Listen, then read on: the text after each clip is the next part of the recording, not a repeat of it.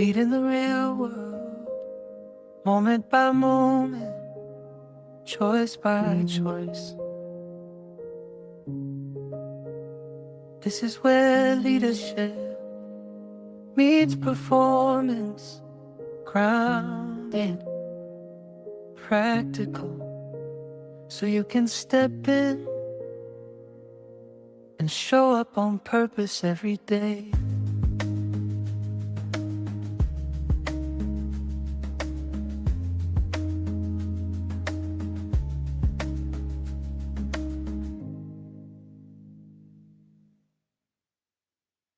Hi, I'm Kent Vaughn. I'm Rick Timlick. And I'm Sam Bracken. And we're the co-founders of Clear Performance Coaching. We want to welcome you to this episode of our Clear Performance Coaching podcast. And as always, we're focused on helping leaders become excellent coaches who create extraordinary results. Everything we're doing is how do we help people get better, including ourselves. So we're so excited to welcome you to this episode. We're going to talk about the category of coaching we call how to coach. It's one of the 8 categories in our Clear Performance coaching cards. And this is such a great one because, frankly, most of us don't know how to coach. I've asked so many leaders, who taught you how to coach? And virtually everyone says, nobody. I just kind of had to learn it on my own. And frankly, I'm not very good at it. So let's jump into this how to coach. The first card is actually the mechanics of coaching. Sam, you've been doing this for 30 years. What's your thought about how do we kick this off about how to coach? The first thing I want to talk about the mechanics of coaching is everybody thinks they're a great coach and they're not. It's the biggest misnomer. Well, you need to coach so-and-so up. Hey, go spend some time with this guy and coach him up, which is like code for go grind on them so they get better. And I'm like, no, that's not how it works, right? So they don't understand what coaching is and what it's not. They don't understand how to be an effective coach, right? And most of us on this call, you had some experience, whether it was in sports or some kind of theater or music, where you had some influential leader, a teacher, like where you had some influential leader that really helped you progress and have meaningful results in your life. And over the years, we've created some real, what we call the inspirational leader. So over the years, we've developed a way to explain how people can become an inspirational coach or leader, right?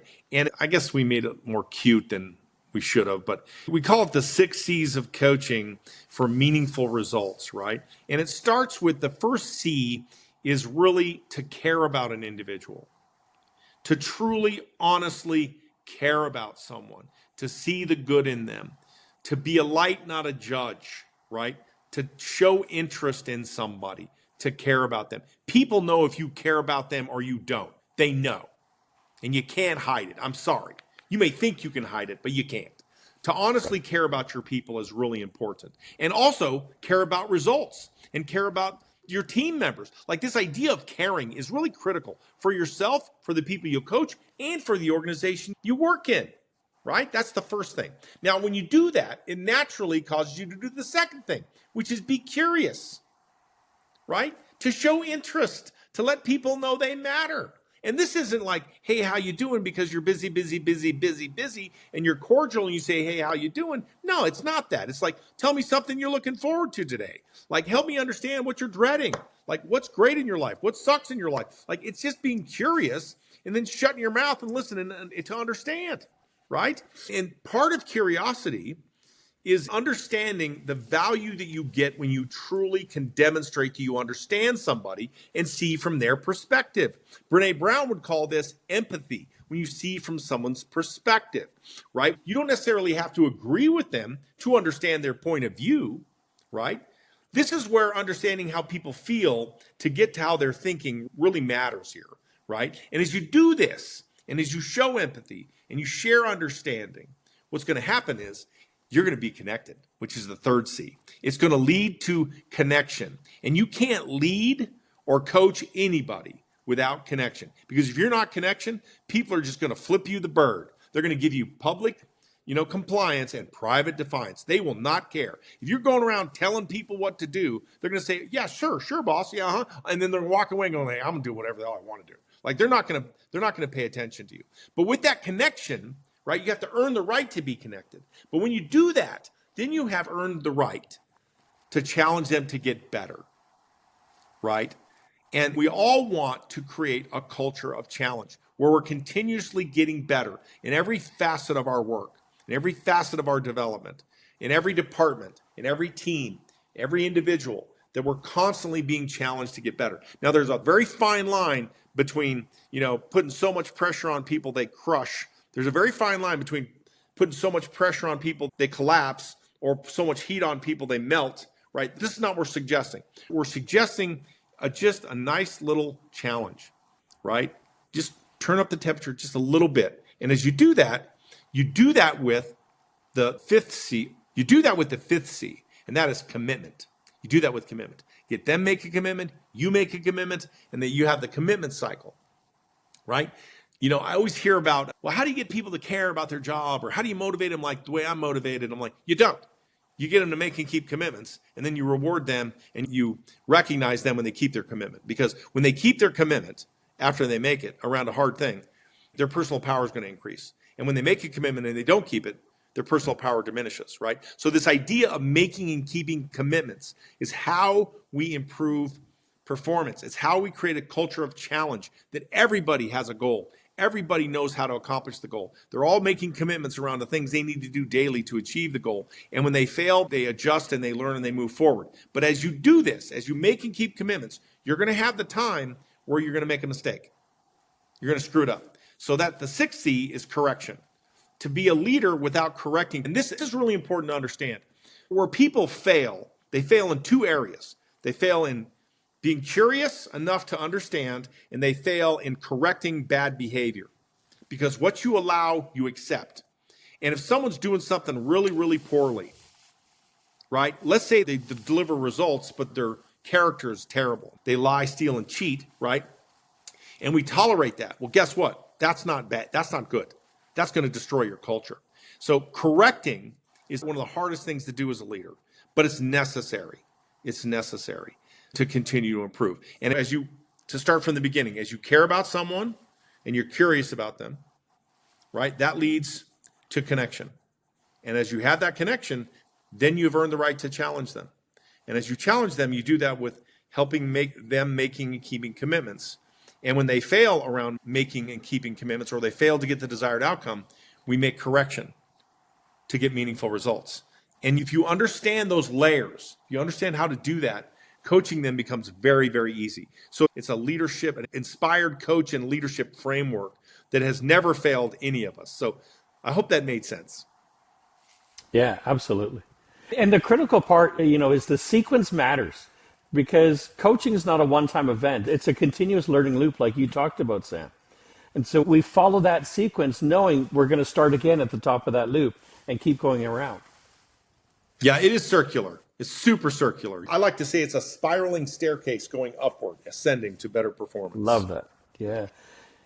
You know what I think about when I think about correction is much like the word accountability. It sounds like it's inherently negative. And the reason it sounds inherently negative is it so often is in our lives and has been in our lives, right? And so one of the things to consider is we're talking about correction here. We're talking about correction in a way that increases confidence, increases the belief, your belief in them that they can do this, not correcting and, yeah, you're a schmuck and you should just leave and get out of here, right? We're correcting in a way that builds confidence, builds esteem in the sense that, yeah, that didn't work, so now we're going to do this.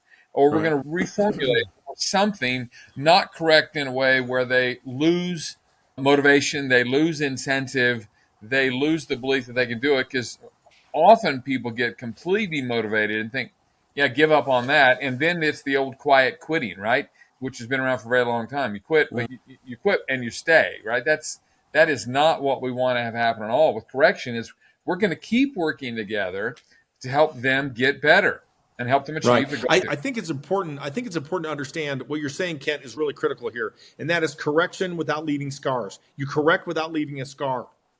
Yeah. Like you can do this. You can correct without leaving a scar. Right. And the way you do this, if you want to talk about the mechanics of this, is you do this in private, never in public. Yeah. Right. You praise in public and you correct in private.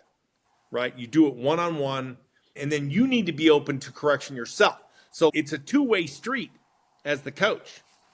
And this makes them open to receiving feedback and receiving correction. If you're open to receiving correction and open to feedback, I'm telling you, man, to be a good coach, you got to have the ego has to be checked at the door.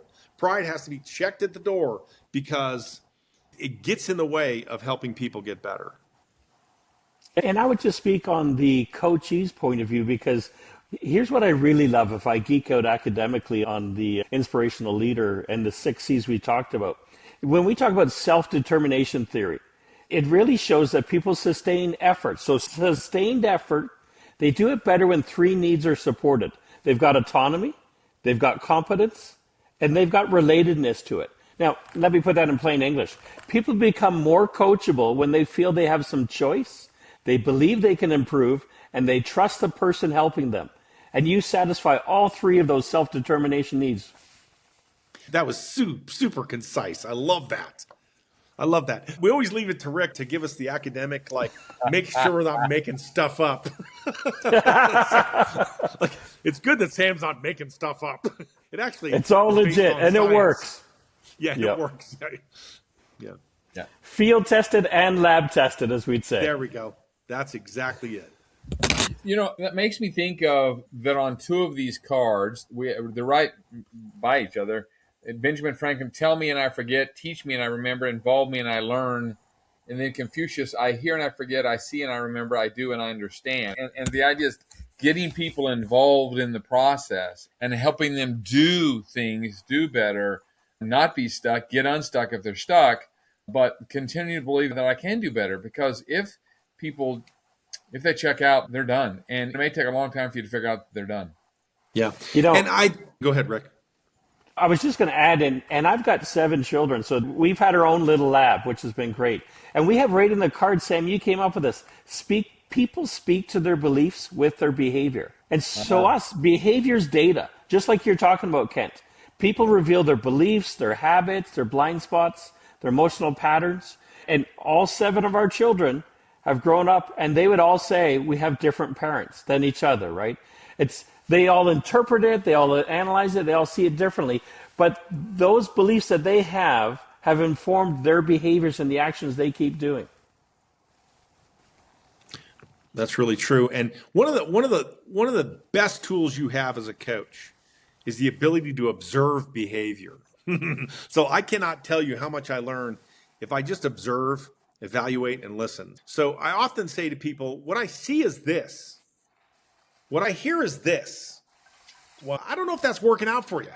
I see you fighting with your teammates, or I see you arguing with your peers a lot, and I don't see a lot of resolution to that. I'm observing. I use the power of observation as a coach to state for my perspective on what I'm seeing, and then I listen to try to get them to explain it, and I'm like, and then if the results are if their performance and the results are dismal, I say, well, how's that working out for you? Like, by using the power of observation and just painfully stating the obvious in evaluating.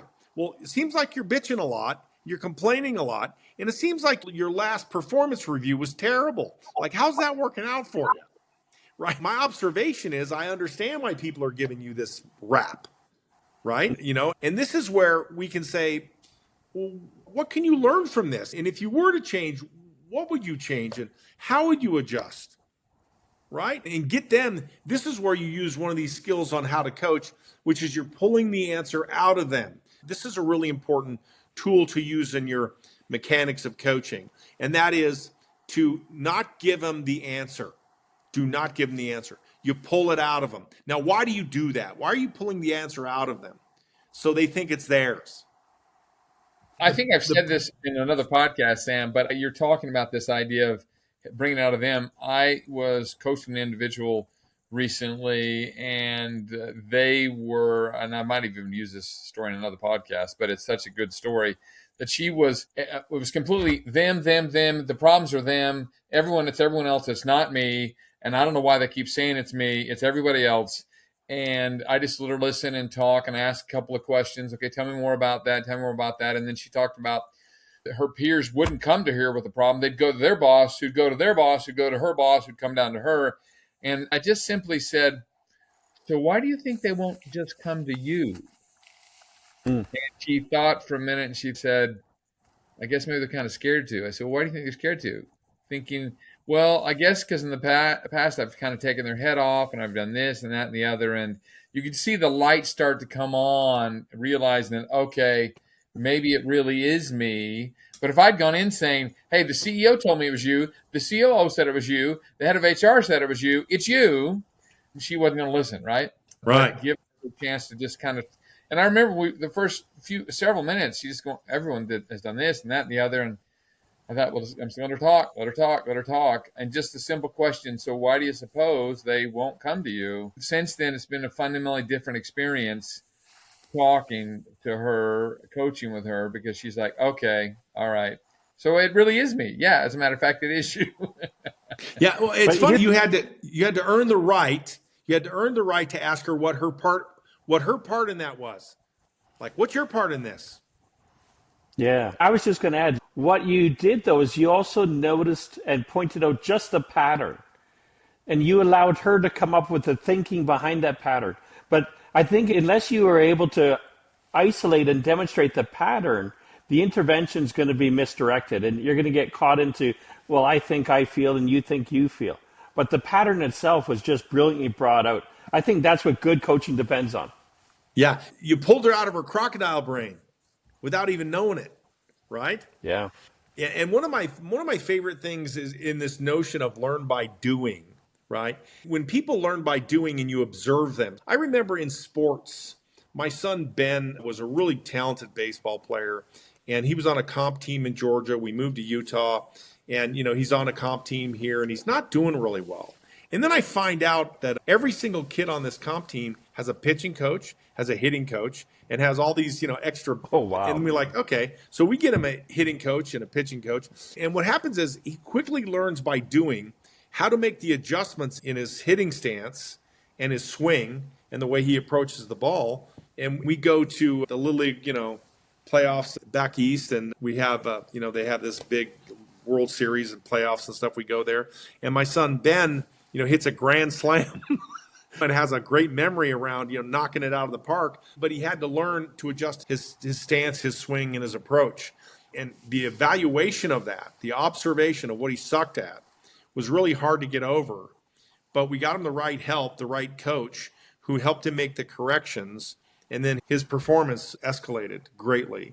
So as people learn by doing and they fail as they're doing, there becomes a moment you can teach them in the moment of the failure that allows you to have them open their mind to a different way, a different approach to teach them so that they can learn and have their own aha moment so they can course correct themselves in the future.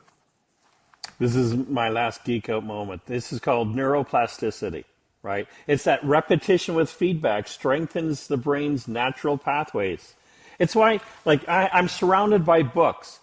I know doesn't always translate to I'm going to do better behavior. I wish it did. Yeah. My family knows that well enough too. Knowing about a better behavior is not enough. We've got to rehearse it until it becomes more automatic. And a coach helps us see that. Yeah. What did Dr. Covey used to say? To know and not to do is not to know. Yes, exactly. Yeah. It's a great insight. Great insight. This card, the next last card in this category, I love. It's called Reinforcement and Accountability. And it has a pattern for you when you're coaching, working with someone. We want them to repeat success, make adjustments after failure. Sam's been talking about this. Continue to grow and learn. And then admitting this takes time. Ben didn't get better after one time meeting with the pitching coach or the hitting coach. It took him months. You got to focus on building new skills and strengths and keep your commitments. That's critical. And then the powerful questions. These are some of my favorite questions. I talk about these all the time. When you're talking to the person you're coaching, did you keep your commitments this week? If not, why? And what will you commit to this week? And then I'd add, how can I help you, right? But with the idea is weekly commitments around behaviors or actions makes all the difference in the world if we hold people accountable around those commitments. And what we find is you don't have to beat up on people. In fact, you shouldn't. You just say, hey, did you keep your commitments? Okay, you didn't. What happened? Okay, well, what are you going to do this week? You don't have to really grind on them because it's embarrassing enough to admit I didn't do what I said I was going to do. Okay, so what are you going to do differently this next week? And If you go through enough of these weeks where nothing's happening, well, that's another thing entirely to be talking about. We find most people, though, if they have to return a report about they did or didn't do something, they don't like to say they didn't do it very long. If they come back multiple times and not keeping their commitment, then you got a coachability problem. You got a desire problem, right? Yeah. So it's really important to talk about one of the main jobs of a coach is to help people be accountable. And we always think of the term accountability as boss to subordinate accountable, like you have to be accountable to get the action, to get the result. But that's important. But I don't think it's nearly as important as you being accountable to yourself to make and keep commitments, or you being accountable to your team, that you say, you do what you say and you say what you do. This kind of thing is really, really critical. And without accountability, without coaches holding their coachees or the people they coach accountable, they can't be effective coaches, right? Correction cannot be done without accountability. And it's the hardest job you have as a coach is how to help them be accountable to themselves first and then to others. Yes. And if they How many can't be times I've accountable, said that? go ahead, Rick. I was just going to say, how many times I've had conversations with leaders where they say, we have an accountability problem. And my answer back is, how do you help your people hold themselves accountable? And they instantly recognize they're policing instead of helping them hold themselves accountable. Oh, that is such a good, policing is the word. Are you policing? Policing is it. Or are you holding them accountable? Now, here's the trick. Here's a mechanics trick. The easiest way to do this is in the commitment pattern. You make a commitment, I make a commitment. So if you're a coach and you're expecting to hold someone accountable for what they said they would do, you better bet you hold yourself accountable to do what you said you would do. So you lead by example here. I said I would do this, I did this. Did you see what I did? Yes. Well, how did you do on your commitment? Now, why this is important psychologically for change and improvement is because people need quick wins. Psychologically, Yes. you need to have a quick win, because if you have a quick win, it keeps hope alive, because motivation, if it fails you, sheer motivation will let you down. You got to have quick wins to keep the dopamine going, right? So that you can continue the behavior. And if you use accountability right, it totally creates a killer culture of challenge. But it's not boss to subordinate accountability that makes the difference. It's peer-to-peer accountability. It's peer-to-peer accountability or personal accountability that makes all the difference in creating a culture of challenge. That's the secret that most people miss. Yeah, and you add motivation, which builds their perceived competence on it, which increases motivation, and it just keeps going. Right. That's why it's really hard to have someone, this a lot in weight loss journeys a lot, you got to get on a scale, but in those first 2 weeks, you got to lose. If you don't lose like 4 or 5 pounds, you won't keep going. You just won't. Yeah. So you got to just keep at it, have the quick wins to reinforce the accountability. And you got to have really a deep purpose or reason to accomplish the goal, right? This is the concept of engagement we talk about in our clear performance coaching, that if you have a reason to do the goal, a compelling motivation to do it, and you keep yourself accountable, and you have quick wins, and you have new behavior, all the stuff, then you'll get the change you seek. I think that's why, and we have right on the cards, is one of the things we have to do is recognize improvement. Even if it's only little improvements, recognize, celebrate the improvements. It may not have been everything they'd hoped or you had hoped, but they directly made some improvement, right? And that's so important because, frankly, I don't think most people get enough of that. I don't think most people get enough recognition for little things that they're doing well, right? I have a favorite Italian restaurant here in Knoxville that I was going to with my wife recently, and as we were coming out of COVID and these restaurants were coming back online and being able to serve people in person, not just, pick up food to take away, he put up a sign that's still there. And I took a picture of it, shared it with my kids. And I love the sign. He said, as you know, there's a labor shortage around the country right now. Be nice to the people that chose to show up today. And I love that idea. Hey, they showed up, don't be complaining about, well, not everyone's here. Well, there's some people that are here, and be nice to the ones that showed up here. I was just in the airport the other day flying, and I knew that the TSA employees were not getting paid because of a government thing going on. And I said, hey, thank you all for being here, especially because I know you're not getting paid right at the moment. And they're looking at me like, yeah, you're right. But okay, at least you recognize it, right? And I think thanking people for the things that they're doing is something that we should be in the habit of doing and recognizing what they're doing. So often we said, well, you did this and you only did this. Well, hey, you did this, right? Then let's recognize improvement and how do we keep getting better?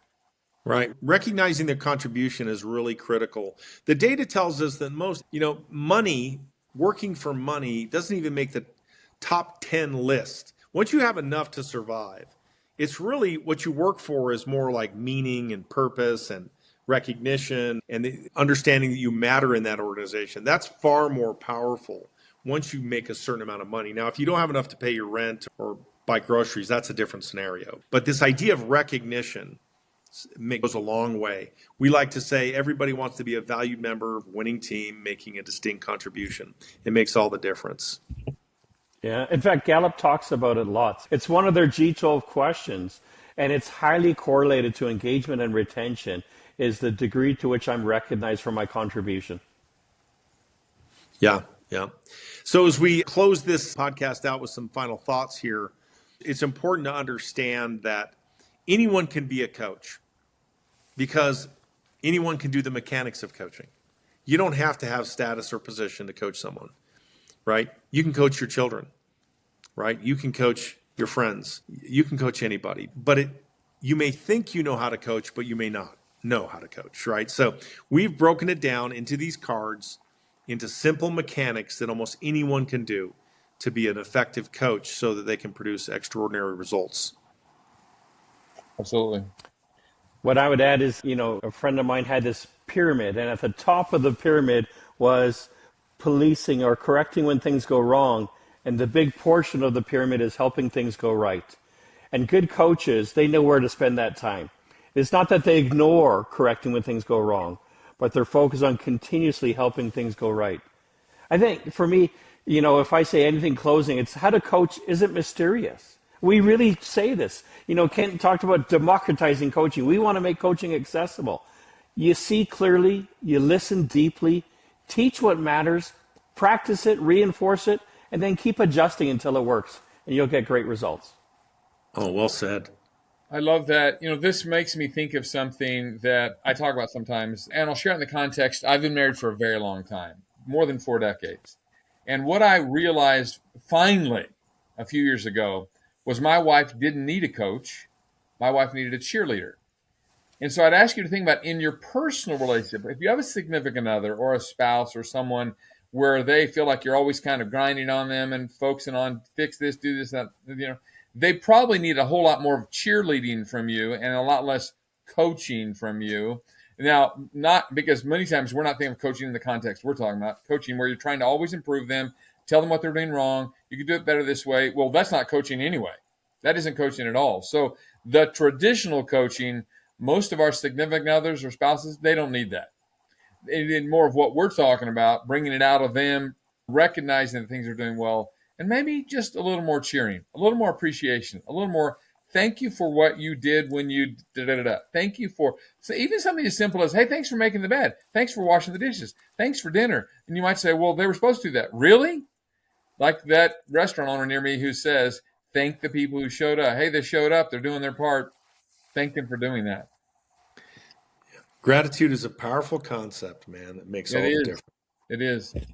Hey, thank you so much for participating in this episode of the Clear Performance Coaching Podcast, where we're helping leaders become excellent coaches who create extraordinary results with their teams, right? Next time, we're going to talk about improving performance. Hope you'll come and join with us and participate in the 6th category of the cards, improve performance, because frankly, we know everybody else wants to do that. That's awesome. That's probably going to be 3 podcasts. Improve those 8 lessons. That's going to be a lot. We got a lot to say about that. I love that. I'm excited about it. Yeah. So Cool. stay tuned and enjoy.